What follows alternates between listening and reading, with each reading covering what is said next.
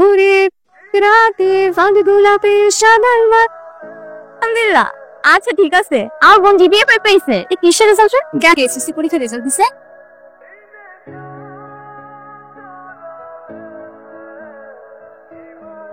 Sir ও এই বাসটা কোন দিকে যায়? বিআরটিসি তো উত্তরা হয়ে আব্দুল্লাহপুরের দিকে যাইবে। তোরে কিছু বলবি? সময় আমার দিকে এভাবে হাঁ করে তাকিয়ে থাকিস কেন? এই নে ধর, তুই ইংরেজিতে একটু খারাপ। সামনে প্রিটেস্ট রুম থেকে চুরি করে তোর জন্য প্রশ্ন নিয়ে উত্তর লিখে নিয়ে এসেছি। এসবের কোনো দরকার নাই। জীবনেও চুরি করে পরীক্ষা দিব। আর রাত ধরে তোর জন্য একটা নোট লিখবো, সেটাও তো এমনি না। আমার মধ্যে কি লেখা আছে না সেটা তুই বিশ্বাস কর। তুই চাইলে কিন্তু সেটা শপিং করতে পারিস, দেখতে শুনতে মার্কশিট। আচ্ছা কখনো প্রেম করবি না? করবো না কেন? প্রেম করতে কালো ভালো লাগে। মনের মতন মানুষ তো পেতে হবে। কমপক্ষে 8 থেকে 10 বছরের বড় হতে হবে। চোখে রাখবে চশমা, দেখলেই মনে হবে জ্ঞানী, ছিমছাম সুন্দর। তোমাদের জন্য নতুন একজন গণিতের টিচার এসেছেন, ঢাকা ইউনিভার্সিটি স্টুডেন্ট। ঠিক যেমনটা আমি চেয়েছিলাম। মানুষ হিসাবে আমি বাস্তবে কঠিন না, অঙ্কও কোনোভাবে কঠিন না।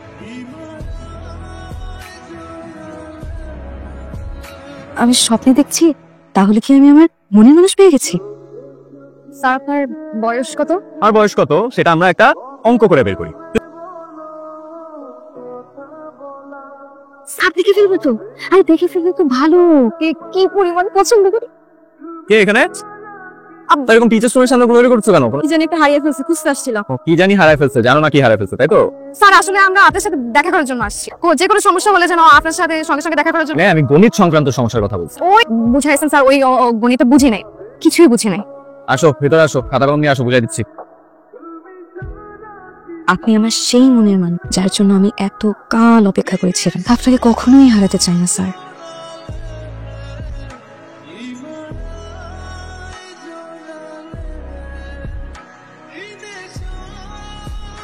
মনের মানুষকে তাড়াতাড়ি জানিয়ে দেওয়াই বুদ্ধিমতির লক্ষণ। কালকে স্যারকে সব জানিয়ে দেবো। প্রথমে ভালো তো সামনের মধ্যে তোরা যেমন চলো, এরকম দৌড় দিল কেন? স্যার পেট খারাপ। তুমি দাঁড়িয়ে আছো কেন? বাসে যাও। আপনার সাথে একটু দরকার আছে। কালকে স্কুলে পরে এসো, আমি অঙ্ক বুঝাই দেবো না। আমার আপনার সাথে একটু কথা আছে। জরুরি কিছু? তার অনেক জরুরি। ঠিক আছে বল। ছোটবেলা থেকেই সবসময় আমাকে সবাই বলে আমার নাকি লজ্জাশরম অনেক কম। আমি আপনাকে প্রথম যেদিনকে দেখেছি সেদিনই আমি আপনাকে ভালোবেসে ফেলেছি।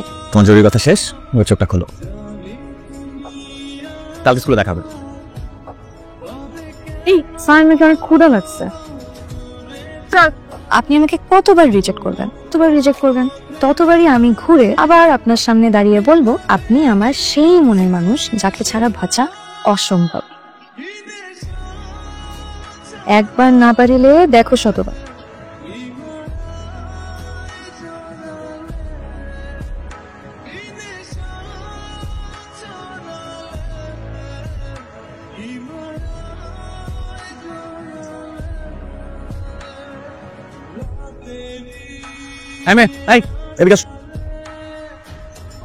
তুমি আমাকে ফলো করতেছো?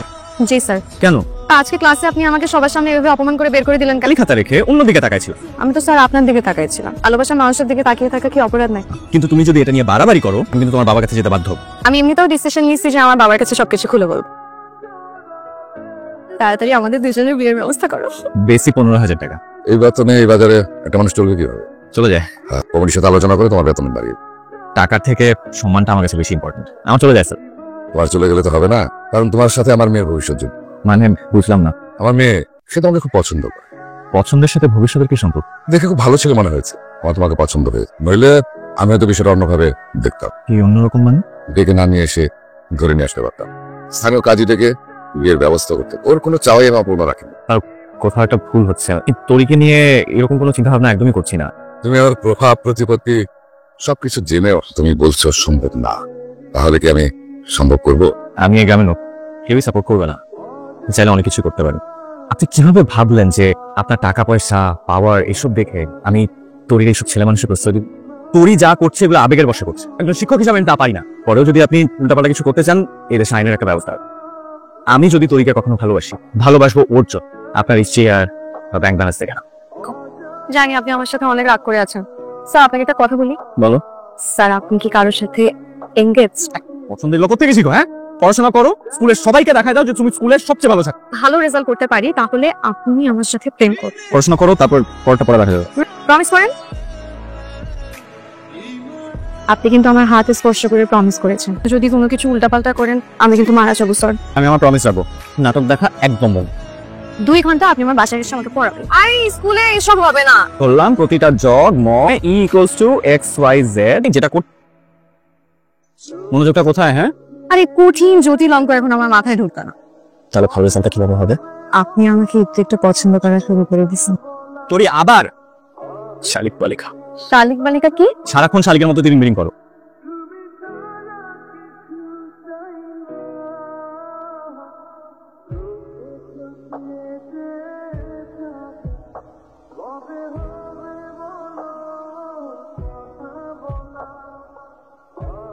বাবার শার্ট পরছে, আমাকে দেখতে খুব বাজে লাগতেছে, তার জন্য হাসতেছো? জি স্যার। তুমি কি চাও আমি কেন তোমাকে পড়াতে না আসি? কিন্তু স্যার আমি চাই আপনি আমাকে সব সময় পড়ান। আপনি আমাকে যেই শাস্তি দেবেন আমি সেই শাস্তি মাথা। আরে আচ্ছা, তোমার কি লজ্জা শরম নাই? স্যার আপনি জানেনই তো। কি হয়েছে, শরীর খারাপ? মন খারাপ, মায়ের কথা খুব মনে পড়তেছে। সৃষ্টিকর্তার কোনো কিছু নিয়ে আফসোস করতে হবে না। তুমি যা করেন আমাদের ভালোর জন্য করেন। তোমার যদি কিছু শেয়ার করতে হয় তুমি আমার সাথে শেয়ার করবা। স্যার আমার না খুব ভয় করছে। কিসের ভয়? কাউকে হারানোর ভয়। স্যার আমি না আসলে কোনোদিনই ভালো স্টুডেন্ট ছিলাম না, কিন্তু এখন চেষ্টা করছি, কিন্তু কিছু মনে রাখতে পারি না। এতদিন কি কি পড়ছে আমার কিছু মনে নেই, তো আমি এবার নিয়ে বের করবো। পাস ফেল নিয়ে এত চিন্তা করলে হবে না, তোমার পাস হবে। কিন্তু সবার চেয়ে ভালো রেজাল্ট তো করতে পারবো না, তাহলে স্যার আপনাকে পাবো না। মন থেকে চাইলে ঈশ্বরকেও পাওয়া যায়। তাহলে স্যার বলেন যে শুধু পাস করলেই হবে? ফাঁকিবাজ লাগবে না, তুমি ফেল করলে হবে। তবে চলেন পড়ি।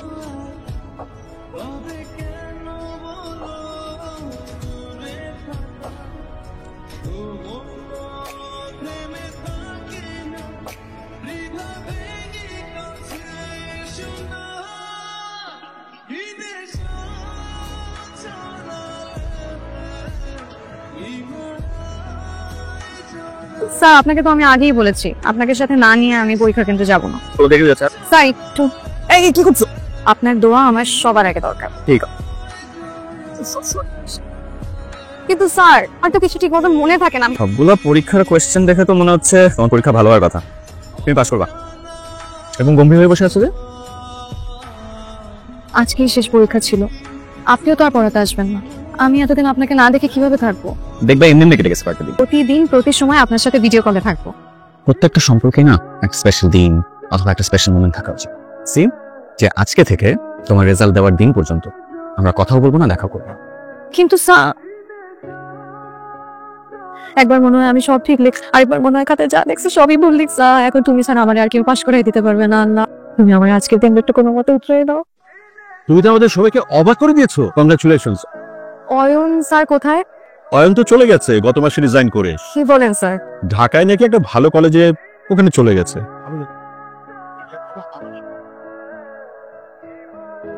মন থেকে চাইলে নাকি আল্লাহকেও পাওয়া যায়।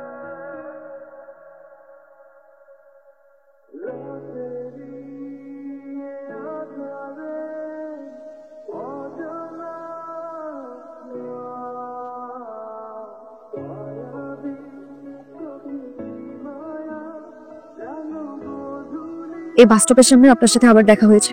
সেই দিন থেকে আজ পর্যন্ত সকাল থেকে সন্ধ্যা প্রতিদিন আমি বাস্তবের সামনে দাঁড়িয়ে থাকতাম। পুরো মনে হয় আমার সবকিছুই আবেগ। গত 4টা বছর আমি প্রতিটা দিন প্রতিটা মুহূর্ত একটা মানুষকে মিস করেছি। তাহলে কোনোদিন আমাকে ফেলে রেখে এভাবে চলে আসতেন না। স্যার এটা কি? তোমার রিজাইন করতে আমি তো কোনো রেজিগনেশন লেটার দেইনি। কমিটিতে একটা আলোচনা হয়েছে, আমি এখানে একা কেউ না। তুমি আর আমাকে এই ব্যাপারে কোনো অনুরোধ করো না। আশা করি ওর মধ্যে বিষয়টা বুঝতে পেরেছি।